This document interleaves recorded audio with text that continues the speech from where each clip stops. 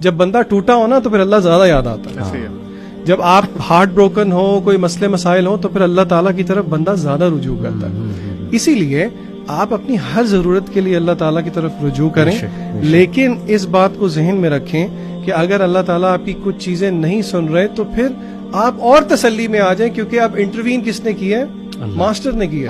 اب خواہش اس کی ہے, تو پھر تو میرے خیال سے ہمیں زیادہ خوش ہونا چاہیے. ابن قیم نے ہی یہ کہا نا کہ جب میں اللہ سے دعا کروں اور وہ قبول ہو جائے تو میں خوش ہوتا ہوں, لیکن جب میں اللہ سے دعا کروں اور وہ نہ قبول ہو تو میں ڈبل خوش ہوتا ہوں, کیونکہ دوسرے میں تو ڈائریکٹ اب اللہ تعالیٰ کی مرضی ہے. کہ ضروری نہیں ہے کہ زندگی میں وہی کچھ ہو جو کہ میں اور آپ چاہ رہے ہیں, بلکہ امام ابن القیم رحمہ اللہ کہتے ہیں کہ اللہ تعالیٰ will test people with remedies of trials.